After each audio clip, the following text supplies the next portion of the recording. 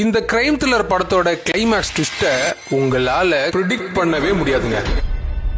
இந்த சேட்டன்ஸ்னால மாசம் ஒரு கிரைம் த்ரில்லர் படம் ரிலீஸ் பண்ணாம இருக்கவே முடியாது போல ஏதாவது ஒரு படத்தை ரிலீஸ் பண்ணிட்டே தான் இருக்காங்க. இப்ப ரீசெண்டா ட்ரிடம்னு ஒரு படம் தியேட்டர்ல ரிலீஸ் ஆயிடுச்சுங்க. அந்த படம் இன்னைக்கு ஜியோ ஹாட்ஸ்டார்ல தமிழ் டப்ல ரிலீஸ் ஆயிருக்கு. படத்துல ஷேன் நிகம் தான் ஹீரோவா நடிச்சிருக்காரு. இந்த படத்தோட கிளைமேக்ஸ் ட்விஸ்ட சத்தியமா என்னால ப்ரிடிக்ட் பண்ணவே முடியல. செம்ம ட்விஸ்டா போய் முடிச்சிருப்பாங்க. படத்தோட ஆன்லைன் ஸ்டோரி என்னன்னா, நம்ம ஹீரோ அப்பதான் டிபார்ட்மெண்ட்ல போய் புதுசா ஜாயின் பண்றாருங்க. ஒரு ஊர்ல போயிட்டு அவர் எஸ்ஐயா ஜாயின் பண்றாரு. அந்த ஊர்ல போற வரைக்கும் எந்த ஒரு கிரைமும் நடக்கவே இல்ல. ரொம்ப அமைதியா போயிட்டு இருக்கு.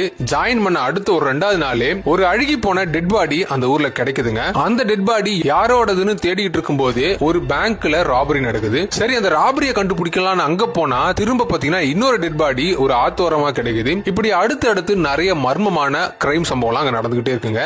இந்த சம்பவத்துக்குலாம் என்ன காரணங்கிறத இன்எக்ஸ்பீரியன்ஸா இருக்கிற நம்ம ஹீரோ எப்படி கண்டுபிடிக்கிறாரு, மேல இருந்து வர பிரஷர் அவர் எப்படி ஹேண்டில் பண்றாரு, கிளைமேக்ஸ்ல இந்த கிரைம் சம்பவங்கள்லாம் பண்ணது யாரு, எதுக்காக அதை பண்ணாங்கன்றத நம்ம ஹீரோ கண்டுபிடிக்கிறது தான் தரமா இருந்துச்சு. சேட்டன்ஸோட கிரைம் த்ரில்லர் படங்களை உங்களுக்கு ரொம்ப பிடிக்கும்னா கண்டிப்பா இந்த படமும் உங்களுக்கு பிடிக்குங்க. ஆனா ஒரு ஒன் டைம் வாட்சபிள் மூவி தான் தமிழ் டப்ல இப்ப இருக்குங்க. மறக்காம இந்த படத்தை ட்ரை பண்ணி